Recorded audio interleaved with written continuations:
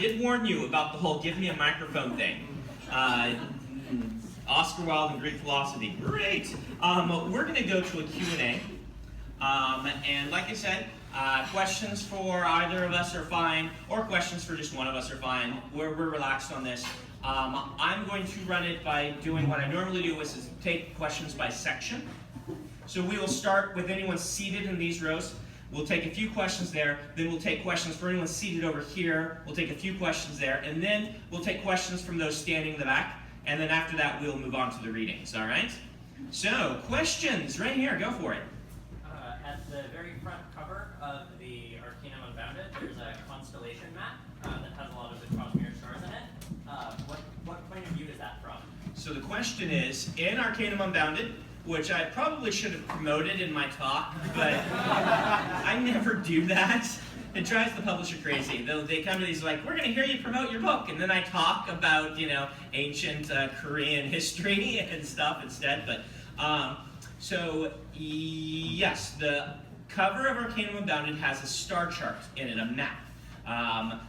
And the question is this from a specific viewpoint?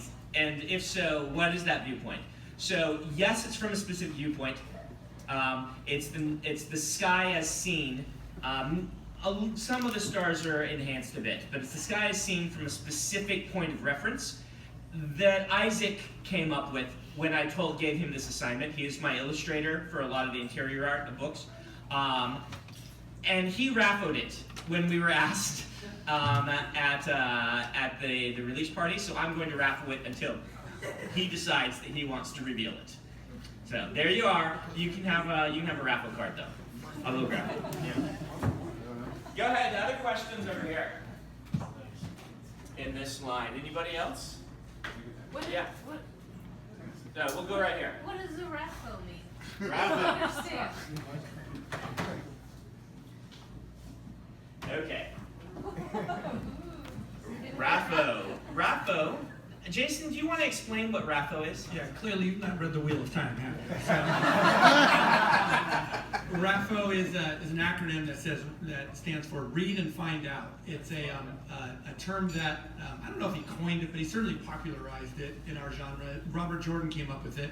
And really, it was because at every signing, like this or anything else, there were 2 or 3 questions that he fielded. He would even say, please do not ask me the following questions, and he would still get 2 or 3 people asking him those very questions. And, does everyone know what they are? Come on, there's Wheel of Time fans there, right? Yeah, so the who killed Asmodean and everything else. And so what he would do is he would just tell them, he would just say, read and find out. And then so that online turned into Raffo. And Brandon took it. Actually, I think Maria took it to the next step, and she was. I asked for it. Yeah. Okay. So Brandon asked her to make raffle cards because instead of just saying, he would start handing them out. And if you actually get one of those cards, you have to earn them. But if you get them on the back of the card, it explains what the acronym means and why you received it. Yeah, I felt really bad saying Raffo to people, right? Like I have kind of the attitude that I very much want people to be happy, and I don't want to tell them, no, I won't answer. So instead I had them print the cards so I could at least give them something. And now fans trophy hunt for them, so go ahead. Yeah. I've been really enjoying the graphic audio versions of your novels. I really like The Way of Kings and the Wars of Rage.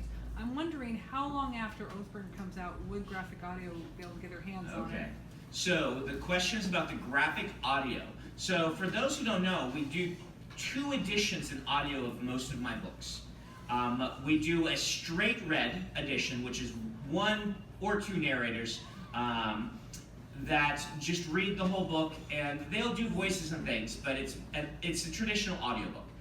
Graphic audio instead does a slightly abridged version, where the abridgment is only them taking out the he says and she says and things like this, and replacing it with a full cast to do the dialogue instead. So it's like one step towards a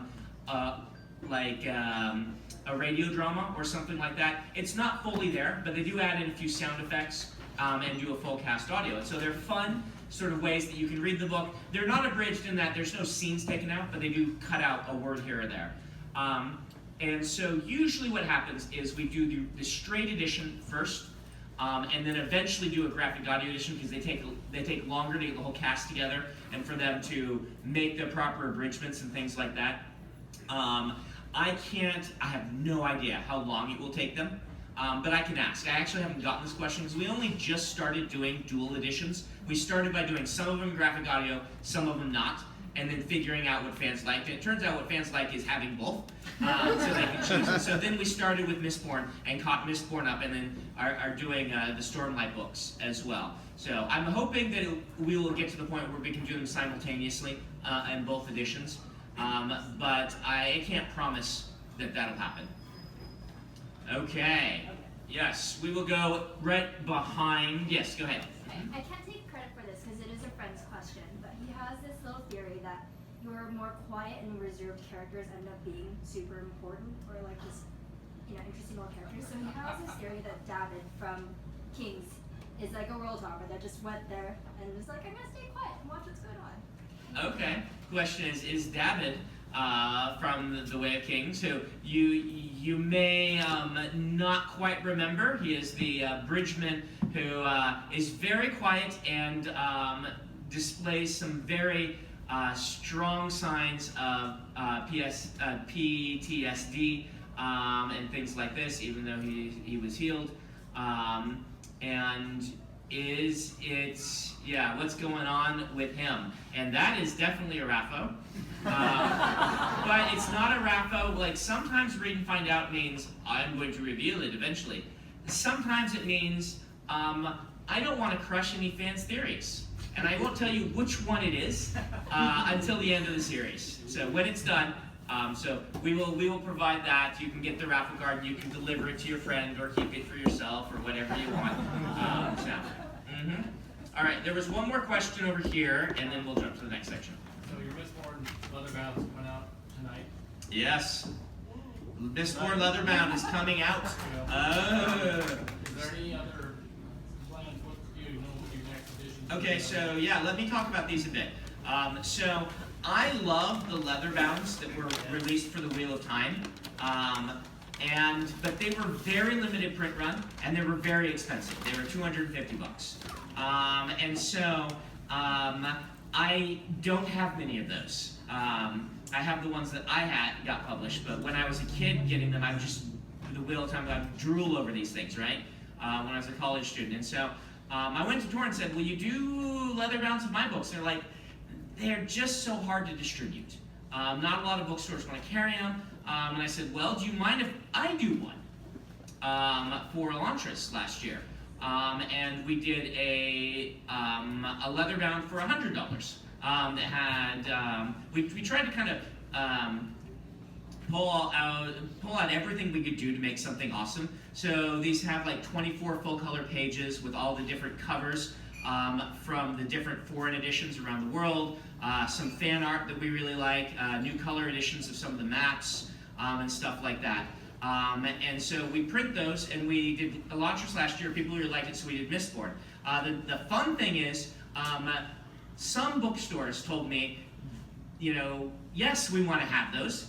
No, it's not a pain to carry them, and Borderlands is one of them. Borderlands will have them in stock as soon as we get them in stock. Mine don't arrive until till next week, the shipment. So even though you can buy them on the 1st, we won't be shipping them out until next week. So, and Borderlands will get their stock. The first thing we'll do is ship them out to the bookstore. So you can wait and buy it here if you want to, or you can get them on my website. The thing is, the bookstores, we saved the first 100 because they're a numbered edition to go to the bookstores randomly among the 8 bookstores or so. So Borderlands will have somewhere 10 numbers probably underneath, below 100. That's the only way you can get those. So you can find out what numbers they get if you care about low numbers. But the question is, what are we doing next? And so we will do these one a year. There are a lot of effort to put them together. We have to contact some, 20 different illustrators and buy rights to the covers to conclude in it. And we have to do, Peter goes through and does a really detailed copy edit fixing typos and trying to do stuff like that, and making sure, like on a Elantris, I had said something that people traveled a distance that was impossible to travel in the time given, and so we tweak things like that. And so it takes a while. We'll do Mistborn 2 next year, and then Mistborn 3, and then we'll see where we are. And they should match very nicely on the shelf. So if you want those, you can go talk to Jude and have her hold one for you, or things like that. And if she needs more, she can get more. So, all right. Oh yeah. They probably won't be in time for the holidays. If you order them from my website, they might. If you order them non-personalized, we'll be able to get them to you probably for the holidays, but we can't guarantee it. But Borderlands will have them before the holidays for sure. So that's if you want them as a present, get them here. All right, other questions? Let's do these guys right here. All right, go ahead. For each of you, what was your favorite scene to write ever, and why? What was my favorite scene to write? The one you enjoyed writing the most. The one I enjoyed writing the most? The one I enjoyed writing the most did not end up in the books. I was writing The Wheel of Time, and I was writing a scene where a certain character is on the slopes of Dragon Mount, and I chuckled to myself and then wrote a scene where this character destroyed the world. It was awesome. And then I wrote the end, and I laughed, and I took a screenshot of it, and then I deleted it, and I wrote the scene.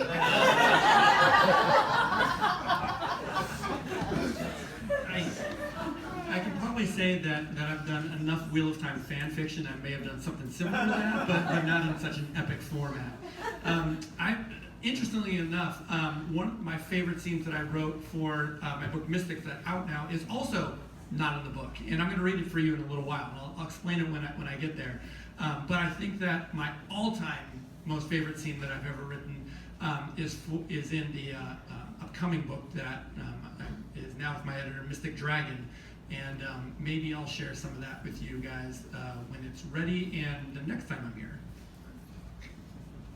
Now for something completely different. What is specifically, with regard to media that's based on novels, like television, like Game of Thrones, or something based on your works, what is the telos of that? So what is the telos of media based on books? I actually think I can answer this. Because my whole kind of thought process that led me through this was that the idea of art as springboard for more art, right? Sure. That is what I really think the purpose of art is to inspire people and make them create more art. I am a writer because I read great books by Anne McCaffrey and Robert Jordan and Barbara Hambly, and they springboarded me into perpetuating this. And so I think that the telos of the films is to be a new piece with some seeds of inspiration from the old piece. I don't think that a film should be a one-to-one recreation. And you can see this in the Harry Potter films, right? I think the best ones are the ones they adapted. The third movie is the first one that they really had to kind of take some liberties to fit it into a film, and it's a stronger film than the previous two were, though the previous two were scene-by-scene reproductions, so they were very faithful. They just made worse films than when the director said, I'm going to kind of do my own thing. And I think it makes for a stronger film. I think that's the Peter Jackson movies. It's okay to dislike his interpretation of Lord of the Rings, but you can't deny that he did something cool taking Lord of the Rings as a springboard. And I know, like, Christopher Tolkien doesn't like what he did. I like what he did because I'm accepting it. This is a different piece of art than the books. This is not the books simply translated to film. This is the books taken to a different medium, into a transformative, different work. So, there you go. That's my philosophy. All right, in the back, go ahead. Yeah, We'll do you and then we'll get her. So, both of you, go ahead. all right, yeah, just quickly about that. I was changing it from a question to a statement because what you just said, though, that telos of art can also be a very active thing. Like, for example, it can result in a sale or a vote or attendance at a service or something like that. It can be a thing to create, to induce behavior. So that's a very concrete thing, and in a way, a very measurable, demonstrable thing that art can do. And I do think that the hard thing about talking about art is you can't boil it down to one thing. Because each individual piece of art could be created with a different telos, right? And in fact, each different individual piece of art can have a different telos to the different people. And this is where telos breaks down, right? Where that chair I described that you can't sit on, but is a magnificent work of art, it's okay to have a chair whose telos is not for people to sit on it, I think. It's where this idea breaks down, but it's a fun one to talk about. All right, and the woman who raised her hand, I think, yeah. Why was Boyd drinking perfume when he met Wax, and where did he get it? Why was Boyd drinking perfume when he met Wax, and where did he get it? This is an answer you are getting raffoed, but this is one that I do intend to talk about eventually. There are lots of seeds of things in the Mistborn series that I can't promise I'll be able to get to, that I hope I'll be able to get to. Secret History, which is in the Arcanum Unbounded, that hopefully many of you have. If you haven't read through to the end of the released Mistborn books, don't look at that story. Because it's a behind-the-scenes story of things that are happening that I put seeds in the original trilogy for. So that's another seed, and it might be one I can take up. I might just have to explain it someday. Can I ask another question then? Yes. Would you consider Seth to be an official Skybreaker, and will he use friend, or will he just use Nightblood? So would I consider Zeth to be a Skybreaker? That is definitely also a Raffo for the best. So you got 2 Raffos. You well earned your card. You can come get it in a little bit. All right, next question from that group. Anybody else? Okay, go ahead. I'm just wondering, is Joel going to become a arithmetist? Is Joel going to become a arithmetist? You get a card too! For those who don't know, The Arithmetist, my young adult book, the pitch for it to myself was a muggle at Hogwarts. It is the story of the son of the cleaning lady who gets free tuition to the magic school but has no talent. He just doesn't have the ability himself. So he gets to go to the school but can't use the magic. So you will have to see what happens in future books and how it plays out. So, all right, we'll go to the back. I'm going to stand up so I can see a little bit better. All right, in the teal shirt. Yeah. Sort of on the nature of sharp blades to an extent, can a live blade split without harming its source, so to speak? Can a live blade split? What do you mean, split? Make itself into 2 weapons. Oh, can a blade be forged into 2 weapons? Yeah. A shard blade. Does it absolutely need a connection, or can it become 2, so to speak? So, shard blades becoming 2 shard blades would require slicing in half the soul, which would not be very fun for the sprint. Okay? So it's possible. So it's technically possible to take hydrogen and turn it into plutonium with our current technology. It would cost more money than the budget of NASA to do it for 1 atom. So there are things that are possible, but yes, it is possible. This is not something that would be easy or very useful to do, but it is possible. All right, and in the beard. All right, who would win in a fight, Randall Thor or Vin? Who would win in a fight, Randall Thor or Vin? I'm gonna go with the person who's a pseudo deity and held the powers of creation, which is gonna be I'm gonna say Rand on that one pretty safely, though with the caveat of you have to pick when. If Ben were able to get to Rand while he's still on a farm, I think she'd do a better job than the Trollocs did. If you replace Nard with Vin, Rand is in trouble. If at the end of their respective series, I still think Rand would win even when Vin is at her most powerful, because he is able to bend reality. But I don't know, Jason? Oh, I definitely agree, but I'm a little bit biased here. But yeah, it really does depending on the time, and like I said, if you take Vin, the last few pages of Mistborn, I don't know, because she's Certain spoilerific things happen there, so she can get in the fight at that point. But I'm going to side with Rand on this. I'm going to side with Rand versus any character in most pieces of fiction, mine included. All right, so the young woman who tried to ask a question earlier and I didn't call on her, I will call on you now. Okay, the fact that Foreignism was partially inspired by Judaism and Jewish mysticism makes a lot of me a Jew. Because there's not that much fantasy representation for Jews other than like wars, which are stereotypes, etc. So thanks for that. I wanted to know if you could like elaborate a little on some of the specific influences Judaism had on Foreignism. Yeah, sure. Specific influences of Judaism on Bournism. So there are a couple of things, and I could go on this one for a while. I will pick numerology, which Jewish numerology is really cool, particularly if you go back, like we always focus on alchemy and astrology as kind of the pseudosciences that were really interesting to scientists back in the day. If you don't know, like Newton thought that alchemy was real, and he could figure out how to make it work. I love these things that people approach scientifically, but have supernatural or superstitious roots. And Jewish numerology is really cool because the letters and numbers are basically the same thing. And so a name can actually mean numbers and vice versa and stuff like that, which leads to some really cool and interesting attempts to understand the world by taking things from the Torah and transferring them back and forth between numbers and things. And that sort of thing is very prevalent in the Voron religion, and to the point that it was really important to them and then got forbidden. Because they were spending too much time on it, and you will find out roots about that. But that was an inspiration for Vorism. Of course, the Sephir from the Tree of Life were an inspiration for the double eye of the Almighty, and the idea behind all the different connections and philosophy going in that. The language, Kolin is actually pronounced Kolin, and things like this. Sorry to interrupt. Yeah. But was Colin supposed to be kind of close to Cohen? Because Yeah. Yeah. So you're going to find all kinds of things like that in the linguistic roots. And there is, of course, more, but I will move on from that because I can talk too long on that. But yeah, there's some very fun stuff in there.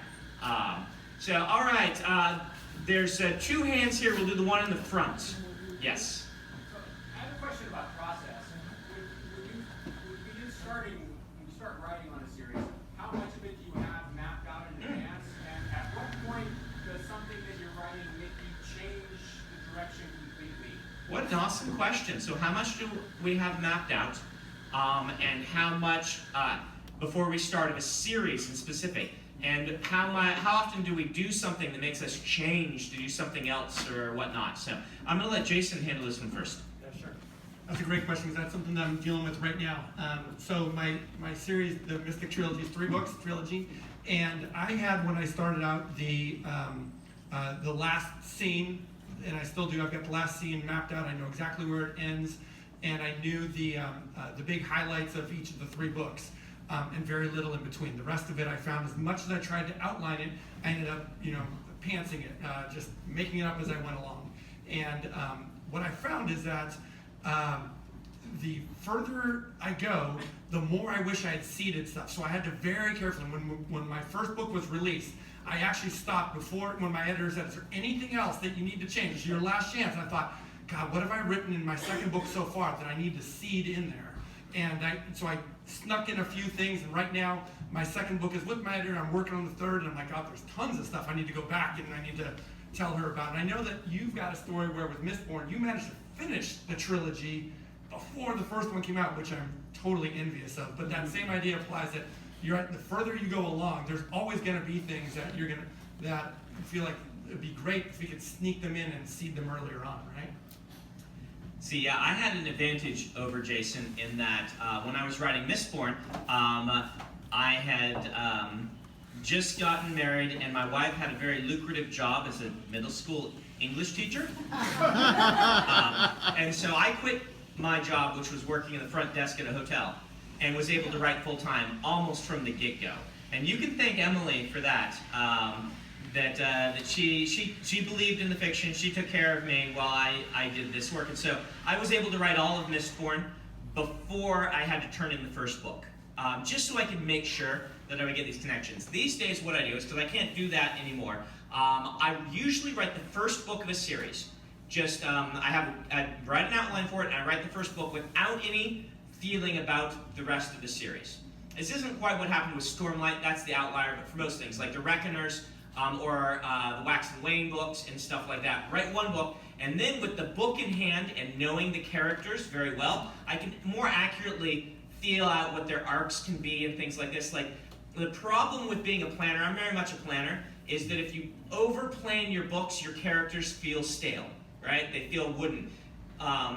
And so, write that first book, let the characters have a lot of freedom to become who they need to be. And then, I outline the rest of the series in great detail, so that I can put into the first book any references that I'm going to need for future books in the series, and just so I can know where things are going. I'll rewrite the characters a little bit so that their arcs now match the overarching arc they will have for the series and things like this. So most books, it's finish the book, then write 5 pages about each book in the series, and then revise the first book, then write the rest of the series. With Stormlight, I spent a lot of time planning this series. It's the one that I have the most time on, so it's a different beast entirely. I went into Stormlight knowing what Dalinar's arc was, knowing what Kaladin's arc was for the whole series and things like this.